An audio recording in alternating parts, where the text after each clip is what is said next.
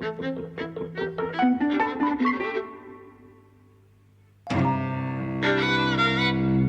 and welcome to Eavesdropping at the Movies. I'm Mike. And I'm José. And we're talking about Tenet. It's Tenet Day, the big new Christopher Nolan film. I've been looking forward to it since... I think the first time I heard about it was when we saw the preview of it before Star Wars Episode 9. Do you remember? It passed me by. Oh, we definitely saw it. We talked about it. No, I believe it. I believe you. I'm just, it was not memorable to me. What they showed was a scene in an opera house. There's some sort of heisty thing going on. People in military gear, masks, big old scale, all the rest. And you go, oh my God. And then it turned out, oh, it's Christopher Nolan. Ah. So we've been waiting and waiting, and the film's been delayed 3 times, I think. It's still not come out in America. America doesn't really seem to have a plan for the reopening of its cinemas, but they have reopened here.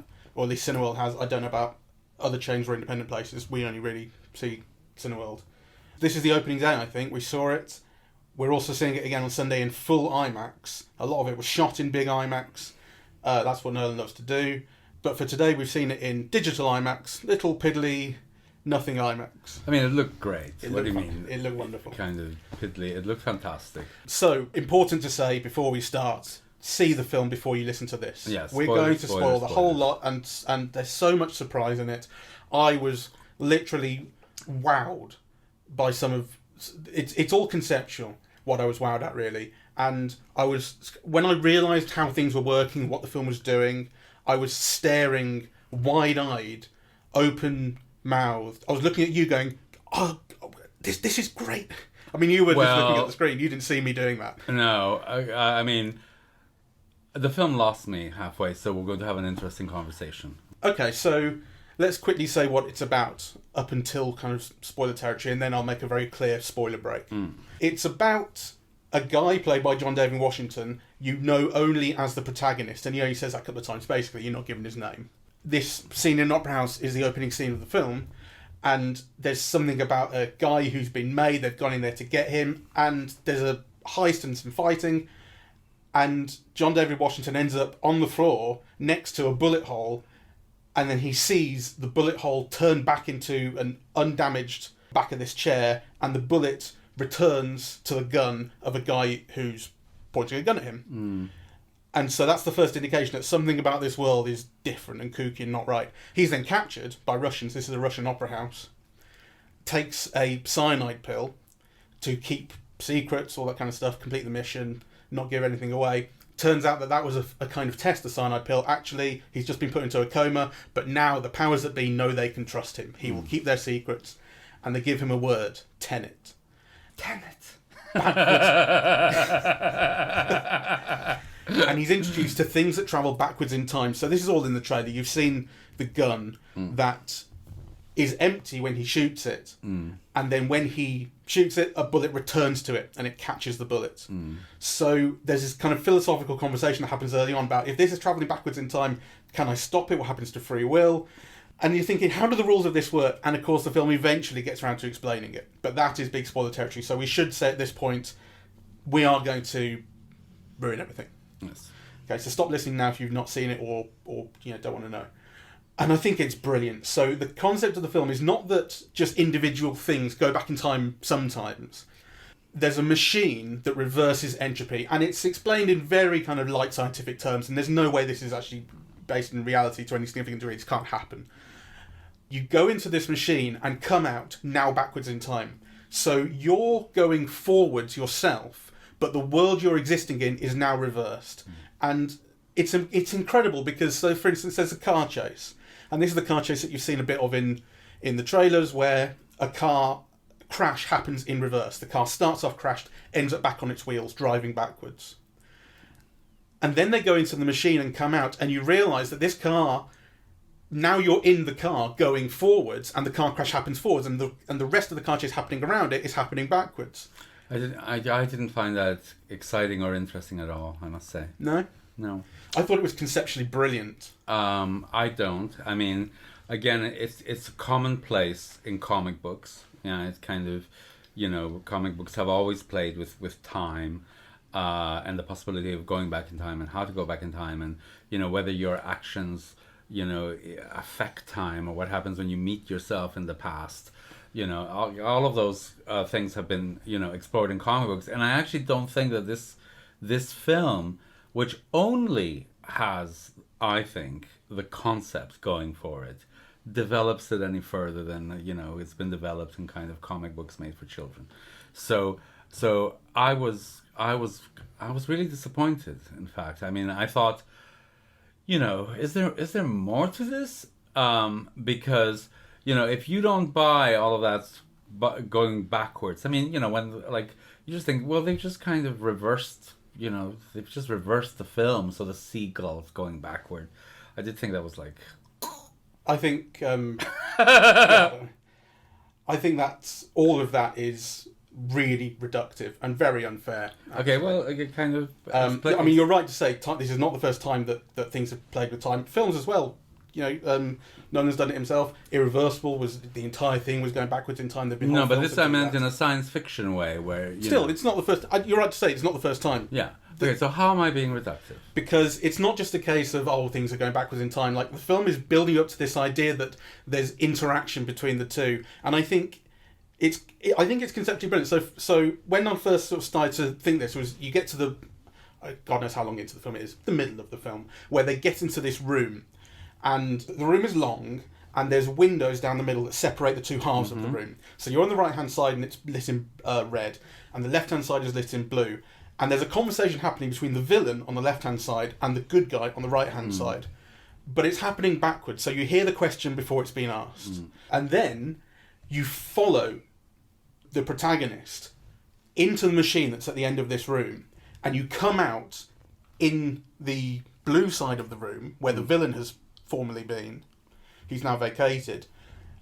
And you see the stuff happening in the red side of the room, happening backwards. You realise you have literally followed this guy round. And what happens is you then return to the car chase that led them there. So this is the car chase where the car uncrashes. And what I think, the whole time I was going, oh God, this is brilliant. This is how it works. And it's making so much sense. Anything that goes through this now just travels backwards in time through the same world. But it's not like you get younger. You're still going forwards. The world around you is reversing. So it's subjective. It's all about subjectivity. Well, it's more than subjectivity. Yeah, kind of. It's almost like a kind of an opposite, because they say, so, you know, if you burn, you'll have ice forming, and, you know, you'll feel the wind going in the opposite direction, and they give you a set of rules. Yes.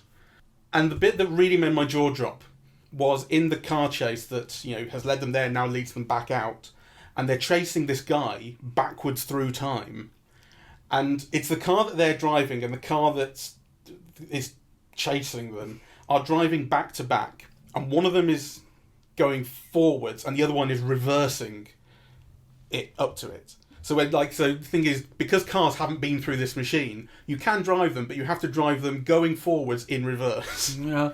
I thought, God, this is great. And they're interacting in the middle of it. God knows how they did some of it. Some of it is just a case of reversing footage, but some of it is very complex. Well, I couldn't get excited about it because I think you're right that, you know, some of it is very well executed and there's a logic to that execution. Yeah. You know, that's true. But I just don't think it's kind of conceptually interesting enough to be excited about. I don't think it kind of develops any of these ideas, you know, with any more nuance or any further than, as I said, you know, relatively simple comic books have done, certainly for children of my generation. So it didn't offer me that. And then I just couldn't get excited about any of the characters. Yeah. Yes. So, you know, I wasn't affected emotionally by any of it. So actually, if it doesn't wow you conceptually, right, and if it doesn't wow you formally, which, you know, to me, to a large extent, it didn't. Yeah. Like, I mean, I will grant several things. Yeah. Like, you know, I love the opening sequence. I actually really liked some of the action near the opening. Yeah. Like, you did feel like a physical kind of whoosh, you know, in the way that it was edited. So I thought that I liked very much. I do love the IMAX. I mean, people's skin texture, and I mean, I hated the blue look of the film. Yeah, it looks like, you know, like those 90s films when digital came in that all looked like the side of a submarine or something. There is a kind of a, you know, an aspect of that. But then people's faces come in, you know, and you have like these warm tones, and it looks very deep and rich. and I like that. But, there's a very similar... I don't know if you saw The Night Manager. Yes, I did, yeah. Yeah? I mean, The Night Manager deals with kind of, similar things. Yeah? A kind of a Russian... a multi-billionaire oligarch who's arms dealing, who's keeping this mistress who he abuses. Yeah, an interloper. There's actually quite a lot of similarities. And, but I found The Night Manager so moving and so sexy and glamorous, Whereas this, it just left me cold, really. Like, I don't believe... Debbie? Yeah, but what I was thinking is, I don't believe... So, because I think Debbie is fantastic, and I actually think Kenneth Branagh is also fantastic. I think he's got a real threat, But I just don't believe their feelings about their children the way that they're dramatized. Yeah. I mean, if you love your child, why would you blow up the world that he's part of? I mean, it didn't make any emotional sense to me. I'm completely in agreement with you about that. There's only one relationship that I cared about enough to feel anything, and that was the relationship between Neil, who's played by Robert Pattinson, and the protagonist, played by John David Washington.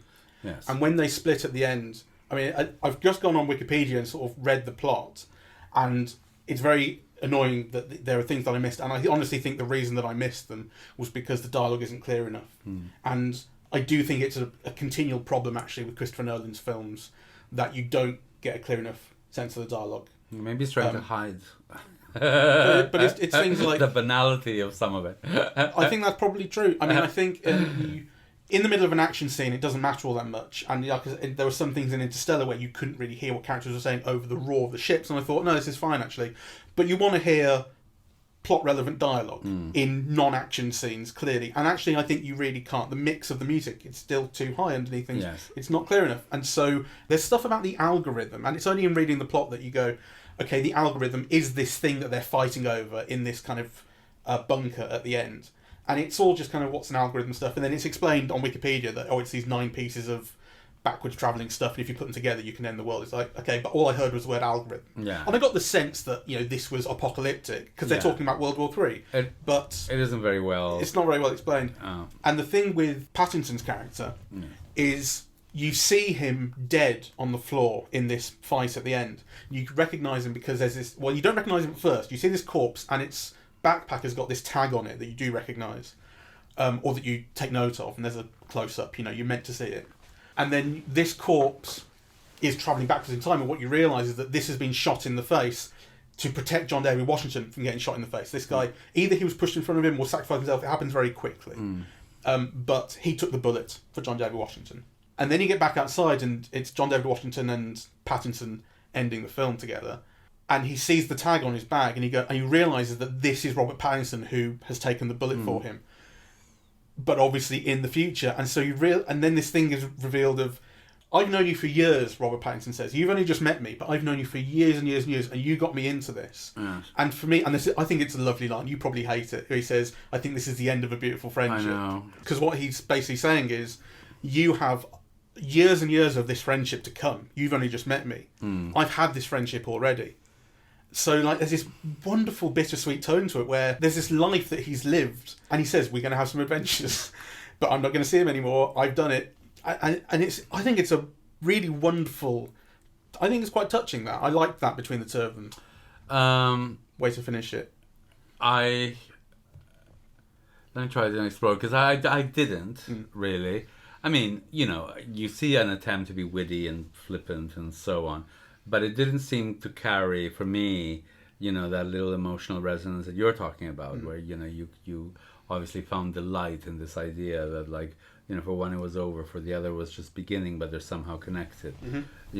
I didn't, and I also, there was something in the way that Pattinson said the line that felt a bit too artificial or forced. Yeah, that I felt it lacked the warmth necessary to give it that kind of emotional resonance that you got out of it, but I didn't.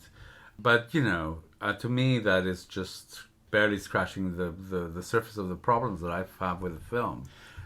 Well, with the rest of the characters, as I say, I'm in agreement with you. So the villain is this Russian oligarch played by Kenneth Branagh, and his wife, Elizabeth Debicki, is kind of under lock and key, and he's made this threat to her that because they've got a son together, and if you can only leave if you give up your son, something like that. Yeah. And so she's basically abusive relationship, exactly. And it's all a lot of it feels kind of rote, and I don't think you really feel it. And I really didn't believe the dinner scene where John David Washington meets her. Because she immediately, like, he's basically a stranger. He's kind of inveigled his way because he's a spy and secret agent into this meeting. She's very important. She's got a very important husband, at least. And she immediately starts opening up about this abusive relationship and the deal with her husband about the son, and, oh my God, I don't want to be there, and he's an awful man.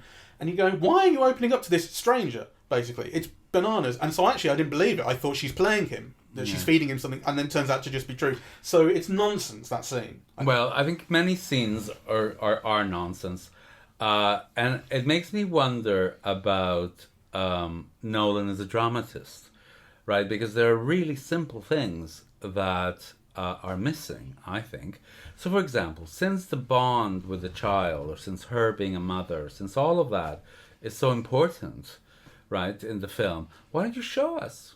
Yeah, why don't you show us the child? Why don't you show us some interaction with the child? Why don't you show us how much she loves the child? And I mean, it's just a nanosecond. You could show that in a nanosecond. Why doesn't he? You always see the child being walked to school in a long shot or things like that.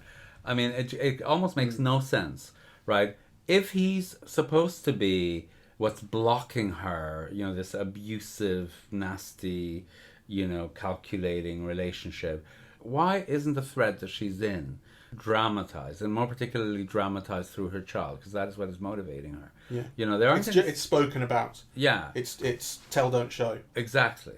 Right? To me, all of that is a big problem. And actually, there's an interesting thing to explore here about what I see as a kind of, not misogyny might be too strong a word for it, but a kind of a very limited view of women, and an incredible sentimentalization of children that actually, doesn't take on board the complexities of that. Yeah, well, I definitely think that Elizabeth Debicki as the only female character of any note in the film. There's the girl who introduces the concept at the start. There's one girl who has a line of dialogue about, these are the rules, now you go back in time later. Elizabeth Debicki is the only female character with any real role. Well, there's the Indian woman, but... Oh, sorry, yes. Yeah. As the main female role in the film, she is expected to bear the burden of all of the film's emotional story. And the thing that you're saying about you don't see the child, you don't see this relationship is absolutely true. What you're expected to feel is, through her performance as this distressed mother, this abused wife, you're expected to feel it. And it's not that she gives a bad performance, but it's not enough. She's great. You need more. Yeah. I mean, she's not the problem. She's great. But you need more. And actually, I would extend that even further. So, because really, I think, at the heart of this film is this relationship between the protagonist and the Robert Pattinson character. As you rightly pointed out, it ends with that. It's meant to have some kind of emotional resonance. Why isn't there a scene in the middle of it, that kind of shows you the importance and the significance of one man to another, emotionally, right? Not just in terms of having your life saved, but actually what it means to the other person. There isn't that at all in the film. I know what you mean. And to some extent, I think that's kind of answered by the fact that that scene is what happens at the end. The thing about that relationship, the way it's happening through time, is that it means so much to one guy and nothing yet to the other because he's just met him. So, to some extent, you can't have that yet. They're not old friends. But you could have something that suggests that... I mean, and I think a lot of it may... Hopefully, some of it will come into focus on rewatching it, because on rewatching it, you will know that Robert Pattinson knows him. Yes. And has known him for years and is a friend. So hopefully you will see through his performance and through maybe lines of dialogue that you didn't pay attention to this time. It could be that we didn't pay attention, because the thing is, even though they've just met, you have been seeing them for 2 hours and 20 minutes. Yeah. So there was a way of building an emotional relationship between them. That is not just one of action.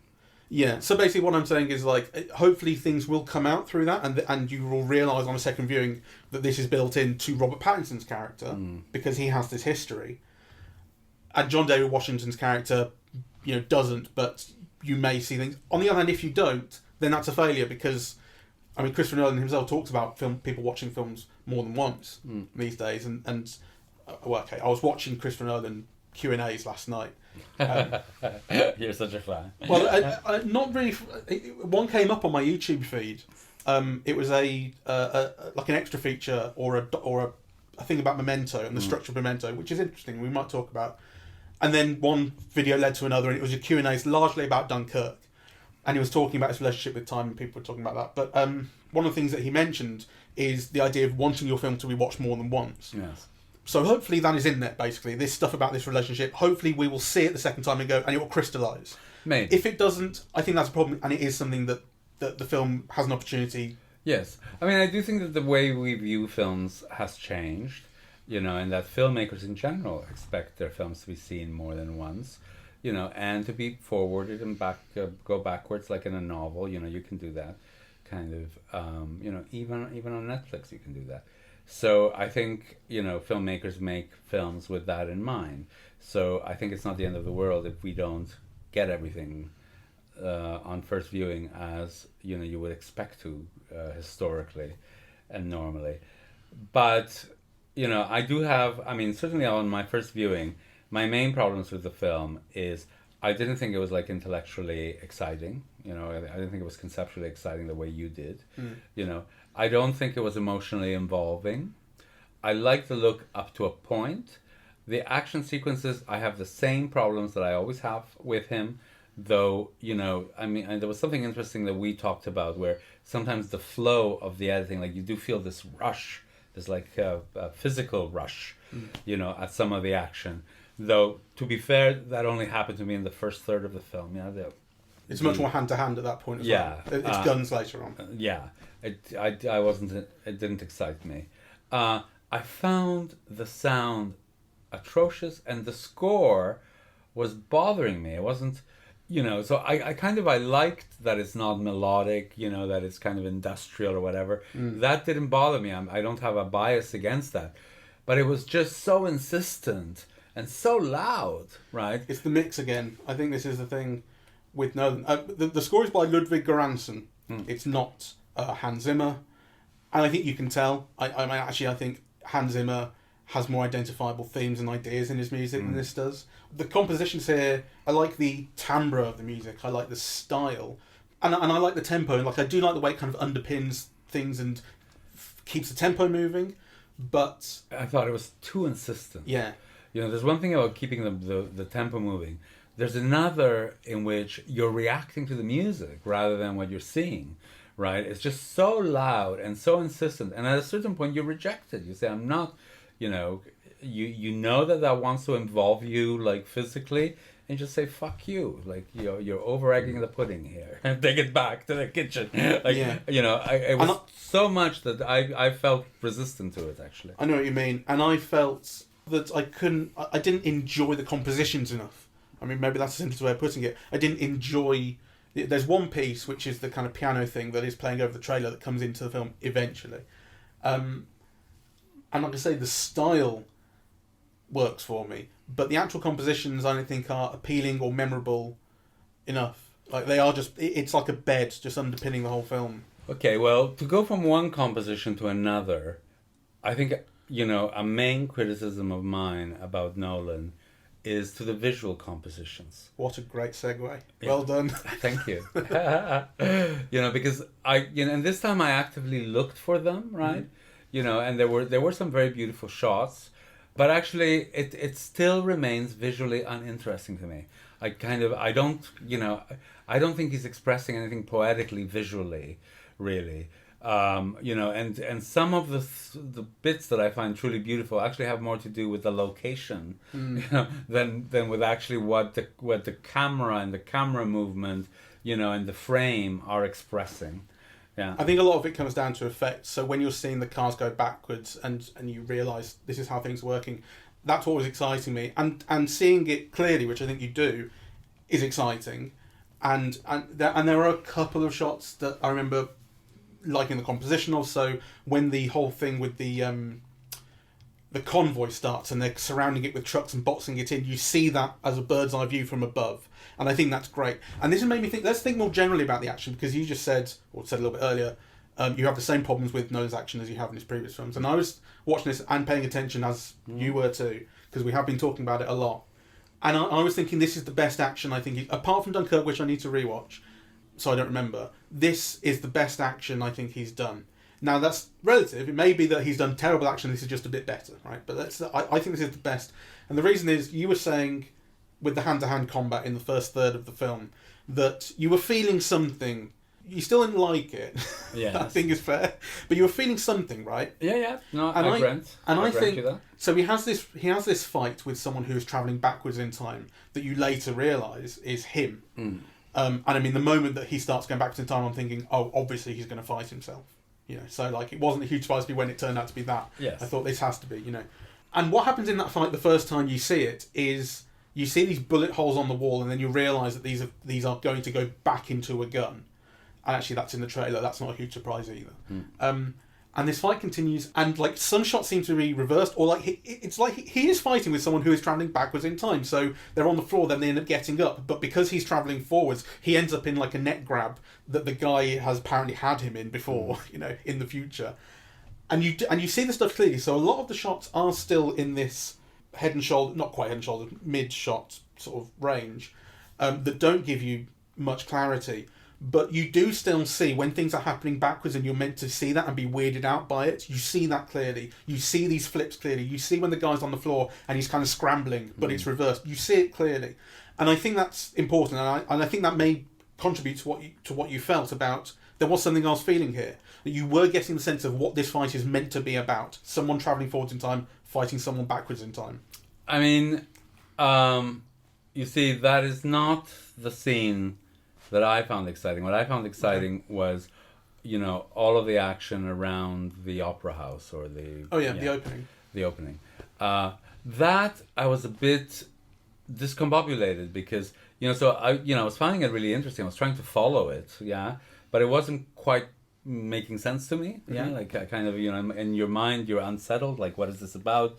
You know, kind of some of it is moving backwards, some of it is moving forward. Yeah, how does the action relate to what you see? Right, that all kind of remained a bit too unclear for me to be genuinely excited by it. I thought it was like really interesting, and I was very actively trying to understand the logic of it all. But that's not what I'm referring to by like this visceral kind of, you know, response. I didn't feel that at that moment. It was more like a kind of an intellectual, conceptual thing. I still have, you know, large problems with the action. But again, you know, you're right. Kind of, we're going to see it again on IMAX. You know, we might come up with, you know, a more sophisticated understanding of it upon the second viewing. If I may, the worst action, I think, is the final war scene, actually. Yes. The concept of that is fantastic. The idea, what's going to happen before it happens, I think is wonderful. You've got a red team and you've got a blue team, and the blue team's travelling backwards in time, and they're doing, quote unquote, a pincer movement where they're going to meet in time and steal the thing or whatever. And the idea, I'm going, God, this is going to be incredible. A war scene where half the people are travelling backwards in time. Wow. And then it happens, and the upshot visually is there's a lot of explosions happening backwards in time that you see in the background. So, you know, smoke being sucked into somewhere that's just exploded, rubble being returned back to its unbroken state of being a wall or whatever. And you do switch back and forth between the two sides as well. So you see both red and blue going back in time, relatively speaking, to each other. But it's really uninvolving, I found.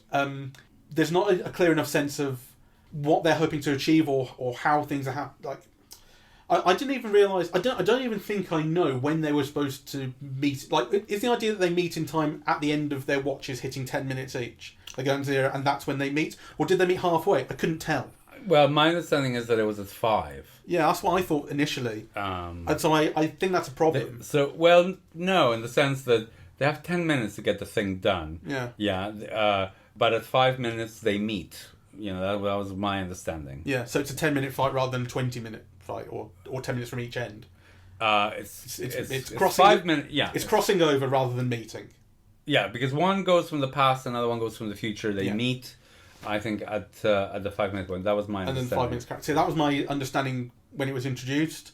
And then once it was happening, I was thinking, is that right? But actually, I don't think it's clear enough either way. And this fundamentally goes to the problem with the film's concept, in that I think the concept is wonderful, and I loved seeing it explained. Because the way it's explained is not just explained, it's shown to you. Like we were saying earlier about the relationship with the kid is telling, not showing. The way you learn about how backwards travel works, or how the concept works, is showing, not telling. Because what you've seen up until this point is a few things going backwards in time in a forwards moving world. And you go, what's going on here? And then when you get into that room where they go through, and like I say, the character goes through and the camera goes with him, and then you emerge into a backwards world, you're going, this is showing me how this works. This thing turns you round and sends you out backwards. And you know, they have spoken to you, they are telling you things, they're giving you information about your particles can't come in, you can't breathe this air, so you have to take air with you because you can't blah blah blah. But it's all in showing you, and I love the way it's made physical. And this goes back to what I said I was going to mention earlier, the Memento thing I watched, where Nolan was explaining the plot of Memento. So the thing about that is half the plot goes forwards and half the plot goes backwards. And what you realise at the end of Memento is, you realise they're related at the end. And so he drew out this horseshoe shape on a blackboard, which actually looked more like a dick. But so the part, it goes forwards and then it curves back on itself and goes backwards. And that's how the plot of Memento works. And then you jump from one kind of strand, one leg of the horseshoe to the other until you meet at the bend. And in this, that is literally physical. You walk into a room, do a 180, and come out again. I think it's brilliant, that. Well, I'm not sure. Made visually, physically brilliant. I'm not sure it's brilliant. But I want to talk to you about time in a moment. But before I do, I just wanted to demonstrate how badly I think some things are done in relation to action. But the dramatization of action is the whole of the scene where Elizabeth Debicki has to keep Kenneth Branagh alive, until the mission is accomplished, right? So there should have been a whole kind of point of view thing, creating tension between the man on the boat who's to give her the signal, right? You haphazardly return to him, but not in any systematic way. It doesn't succeed in arising tension. You see her throw baby oil on the floor of the ship, so you know that at some point she's going to kick him over, right? Engineer an accident, right? But then the way that it's kind of dramatized, it almost like deflates everything. Yeah, I agree. You know, it wasn't exciting at all, right? And so you have these stepping stones, these things that are meant to build up, to tension and suspense and excitement, and he just can't pull it off. Yes, I agree. It's badly dramatized, and its relationship with the war scene, the huge battle that it's intercut with is like the action isn't. I don't want to say legible, because the action itself is legible, but the whole kind of purpose and reason and structure of the action is not legible. No. Why are they here and why does this fight have to happen in this way is not legible ultimately. So the idea is deflated by the fact that it doesn't really seem to make enough sense. And then intercut with Debicki on the boat with Branagh is not exciting enough. It's just a phone call that, again, you can't really understand a lot of because the mix is unclear. But when you think of the potential of that scene, right? I mean, it could have been erotic, right? It could have been erotic to Branagh. Yeah. It could have been like mentally torturous to her. Like there are so many dimensions that one can play on that scene, and it's flat. There's nothing there, right? Kind of all of the potentialities, kind of none are mined. Yeah. And this idea of potentialities, I think, goes to the point I started and then forgot I was making earlier. Because I said that there's a problem with the core concept of the backwards time travel, and then I went into talking about how great it is, how they show it, which I think is true. But the core problem is that this is an idea with a huge amount of potential that isn't realised, because actually you end up... What's the story that it's attached to? It's a story about a madman who wants to end the world. No. It's a Bond story. It's rubbish. Yeah. It's rubbish, really. And it's not interesting enough. And the idea of Branagh's character, he's going to die, so he wants to take the whole world with him, because if he can't have it, no one else can, which is the same thing that he does to his wife. If I can't have you, no one else can. It's there on paper. It's boring rubbish, really. And actually, you want this to be central. The fact that time travel exists, or time inversion exists in this world, is not central to Branagh, right? Like, you want his villainy to have some relationship, I think. You want it to be central to the idea. Actually, what happens is he would want to end the world no matter what. He just happens to have this backwards time travel that means he can achieve it in some way. Like, it's not important that time travel, it's not, I think, fundamentally relevant to the story. You see, the thing to me is that conceptually, intellectually, so much of Nolan seems to be on a James Bond level, really. Like, it's cartoony, stupid stuff, but done without the wit, or the excitement or the glamour of many Bond films. So I think it's like, anyway, that's a thought. Something that we haven't explored, but or maybe we have, but I was talking to Ed Smith, because he's been listening to our podcast, and he was saying that... Hello, Ed. Yes. So he was saying that one of the things that we haven't talked about, which he thinks is really central, to Nolan, is precisely the question of time. So I think we have mentioned it. We have mentioned it. But I don't think we've explored it.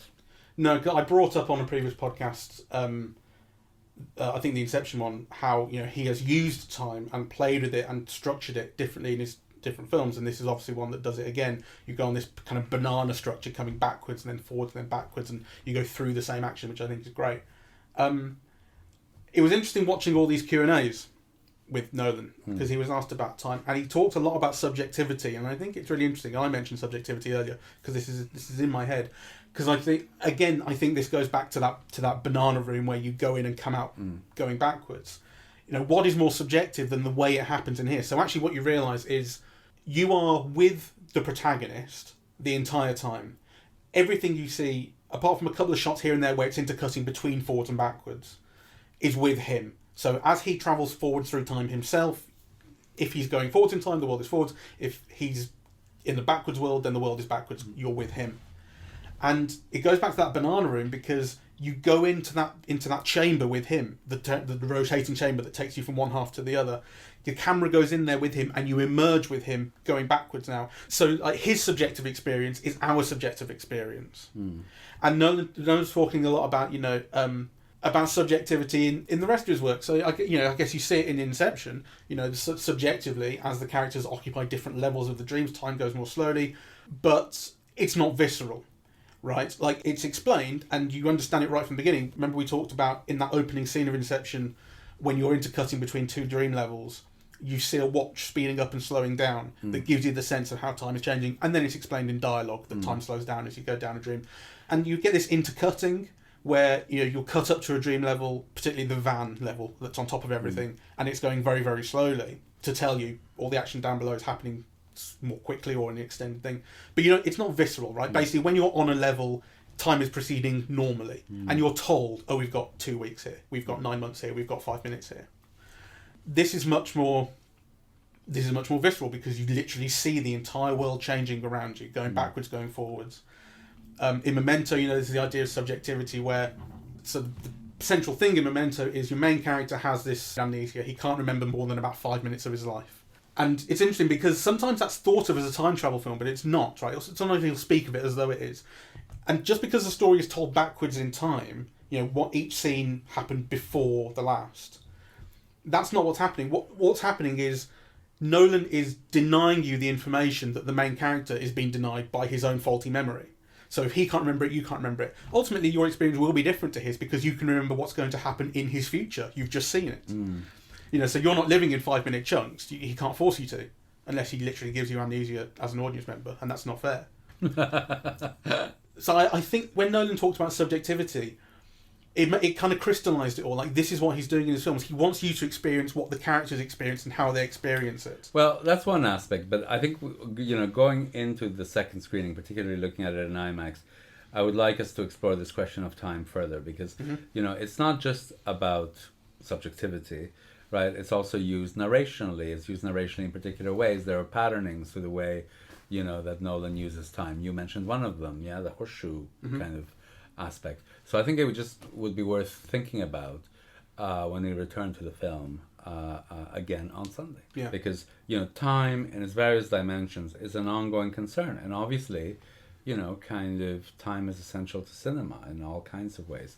So how Nolan explores it and to what ends and what effects it achieves is just something that I think we should talk about again. But actually, I don't want to talk about it now because I haven't thought it through really. It's just an idea based on that conversation with Ed. Yeah. Here's an example of how uninvolved I was in the huge climactic battle scene with the backwards and forward soldiers. Through a lot of the film, you're watching it, or at least I shouldn't say I was watching it, going, how are they doing this? And what I was noticing was you get quite often a shot where there's 20 or 30 soldiers up close to you whose time you are in. So they're running forward somewhere. And in the background, you'll see 100 or 200 extras who are going backwards to you. But they're not compositing those shots, because if you watch carefully, which I did, you can see them basically walking backwards very carefully not to fall over. Because when they're reversed, they'll be going forwards. And you can tell because they would be running otherwise. And you can't run backwards that way, So that amused me to go, and again, I just wasn't involved because I was paying attention to the fucking extras who were walking backwards. Exactly. I came out of the cinema genuinely kind of feeling like I was in the film a little bit. Not to the extent where Dunkirk sort of shell-shocked me and made me go, oh, I need time to get back to normality.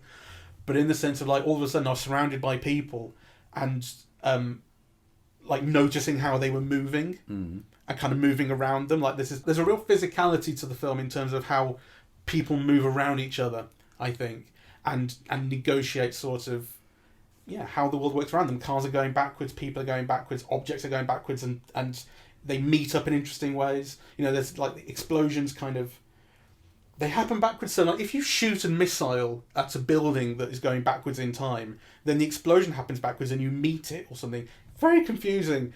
But you go, no, this does sort of make sense. It's just weird. And I felt really in that. I didn't. Because I'm always connecting it to the protagonist and in fact the people in the scene. And actually, when you're seeing it happen that way, I just couldn't understand, how is anyone in danger? What do they have to avoid? Yes, right? That is troubling. So I found it very uninvolving. Because the one time you see an explosion that's gone the wrong way in time affect someone is when John David Washington is in the car and it's set on fire by Branagh. And the explosion happens in reverse, so he doesn't get blown up by it. He ends up almost freezing because of the gas that's in the car or something. And it's kind of explained at the beginning, saying something like the wind will be behind you, and when there's fire, it'll freeze instead of heat. Did they say fire will freeze? I'm not sure.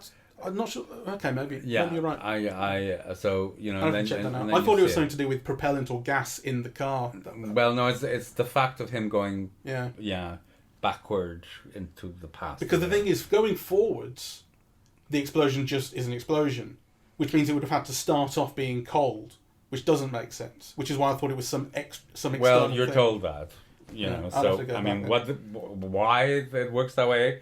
What the science is? I don't know. There's a guy, Kit. Hold on, let me just quickly look up his name. He's a scientist who helped them on Interstellar. Let me just quickly find his name. Oh, Kip Thorne. I think one of the robots in Interstellar is named Kip after him. So Kip Thorne was all over Interstellar, and he's a physicist, and he was giving them all this information about how things work and how you can incorporate this. And I read that he was involved in this, but said don't put my name on it because like this is just like the scientific background here. It has some, but it's unrealistic. Well, one of the things that really really got me going was Stafford, my mate, who is a doctor of physics, told me 10 or 15 years ago that theoretically things can travel backwards in time just as they travel forwards. It's not that you can do it yourself, and it's not that you could interact with them, but just the physics works the same way. It's like Newtonian physics, it runs forward and backwards the same way. So there could be things going back. And so the idea is here, like I think it kind of starts off with that idea and goes, okay, but what if you can do it? What if you can go around? That's where the nonsense comes in, and it is pure science fiction. There's no way. It really amused me because I thought, oh God, Stafford told me this 15 years ago. And now there's a film of it. But you see, we go back to this thing of logic, right? Because the thing is that, I mean, I love science fiction, and you can let your imagination run riot. Everything can make sense if you're told the rules. Yeah. And if the rules are legible, But do you think they're illegible here then? Well, I think it's a problem with Nolan in general, with all his films. It's something that we've discussed, and, I haven't made a project of it. I'm not a Nolan scholar. It's just you watch the films, and it keeps arising as an issue. And it certainly arose as an issue just now because you didn't understand why it would be ice instead of fire, or that particular thing. But the rest of it, I think, it basically stands up and works out, and you go, oh, that's why I said when I saw how the world was operating once you had been through the banana room, as I'm calling it. That's when I was agape, going, oh God, now this is how it makes sense. This works. You are literally living the same action scenes backwards, and everything is meeting up. And in fact, the one thing that really didn't make sense, but I think is a problem with the film, not the logic, it's a film with the story, is when he fights himself, when he didn't realise he was fighting himself, and now he's in the armour, going backwards, he shoots at himself 3 times. Well, obviously, why would he shoot at himself? But again, I just think that's so badly dramatized because, when you're told the rules, the one thing you mustn't do is exactly that. Oh, well, if you said to me that the explosion thing is explained in a line of dialogue, that is too, because they say that's why we have these barriers. So and for me, the barriers, it made it clear to me that if you're in suit, armour, he's not literally touching himself. They said particles can't touch. Okay. So, well, yeah. If I miss something, you might miss something. Yeah, well, we'll see. We'll see on Sunday. But it made no sense to me because I guess it was predestined that he would try and shoot at himself because there are these bullet holes in the wall that we've seen earlier. But why would he have done that anyway? Because he doesn't want to kill himself because he will die. If it had been going forwards, he shot at himself, not knowing he would turn out to be the guy in the suit. That makes sense. But it's not. The wrong guy is shooting. That's all I'm saying. One thing I would say at final is actually the first third of the film that you were talking about liking the action in, I didn't like the story in. I think the tone is off. Not off, but not involving enough. I wanted a bit more showiness, a bit more expression, and it takes a long time to get you into the story. And because you're seeing little bits and pieces of the backwards action there's not enough keeping you going, because actually the main thing is it's telling you this story about these weapons, about this guy who has some apocalyptic thing or whatever, and it's a spy thing, and none of that is interesting enough, and that's the bulk of the first third of the film. After that is when you really get into the conceptual action. That's when the film started to wow me. It took a long time to warm up to that. Well, I kind of feel the slightly different. I mean, I agree with some of your criticisms, but I found the first third exciting, and then I was just unimpressed. Occasionally bored, and beginning to see things from an increasingly critical perspective instead of just enjoying what you're seeing, which is what I was doing at the beginning. And finally, how interesting to see an old Indian woman as a kind of villain, or is she? Dimple Kapadia plays Priya, who Celia mentioned to me the other day. She was a huge star in Bollywood in the 80s. I had no idea, but how interesting to see her. Well, I thought, to be honest, I mean, if you're talking representationally, I thought having a black protagonist for a film like this, I thought, wow, and then I realized, well, it's not so strange, Denzel Washington has been doing it for a while, and then you realize, I didn't know it was his dad, right? So that's worth a mention as well, because he is the protagonist, it's not Robert Pattinson. Yes, absolutely. Robert Pattinson is by far the bigger star. Is his kooky sidekick, who based his role to some degree on Christopher Hitchens. And, when I heard that, I thought, oh, you see it in the trailer, and then the first time you see Pattinson here, he shows up with 5 o'clock shadow, the kind of flop of hair, sweat, a drink in his hand, and he asks for another one, and you're like, yeah, that is Christopher Hitchens. Yes. All over. And the slight campiness.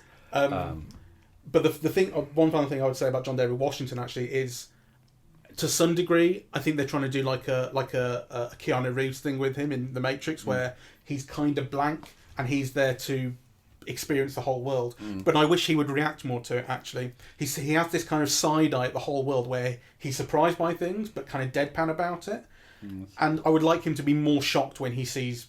Because it's mad shit that's happening. I would like him to be more shocked. And I think that affects the tone. The tone is quite dispossessed. You know who I thought was blank and uncharismatic? Michael Caine. No, I like Michael Caine in this. what's his name? Aaron Taylor Johnson. Yes, Aaron Taylor Johnson. You know, I had like a big crush on him because he was so sexy, really. And I love that comic book film that he did, and I love that Oliver Stone film that he did. I loved him in it. Yeah, he's kind of, he's beautiful and sexy. And I didn't recognize him in this, and I thought they should really have cast like a star in that part, right? It's substantial enough to have somebody with some life rather than, this dead thing. And then it turns out to be Aaron Taylor Johnson. So actually I think that's a problem of direction, really, Could be a problem with your memory. What do you mean? You didn't remember him. Afterwards you went, I saw him. It could be. But actually, to not be memorable is a problem. Whoever. Well, actually, it's the director's fault. Because, he's not a major star in Taylor Johnson, but he is a star, and he's somebody who's had an impact on audiences in the past. So if he's not having one now, it's a problem for the film.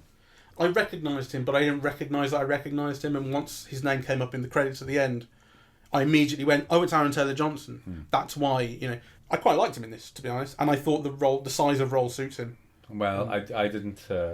I swear I didn't recognise him, and I thought they should have cast a star. Yeah. So there you go. So very mixed bag. I think I'm more unimpressed than Mike. Certainly, I'm a lot less involved. But we will see it one more time in proper IMAX, and maybe we will come to a different, or hopefully at least a more complex understanding of why it is that we feel the way we do. Yeah, so we'll see it again on Sunday. I'm looking forward to it, and we'll see it in nice big IMAX, which is going to be a treat, because it always is. So thank you very much for listening. We are Eavesdropping at the Movies, and we are on Apple Podcasts, Spotify, SoundCloud and YouTube. On social media, we're on Facebook and Twitter, and the website is eavesdroppingatthemovies.com. Yes, and you can return for the second exploration of this film in a few days' time. Return, very good, because it's your back going back. All right, thank you.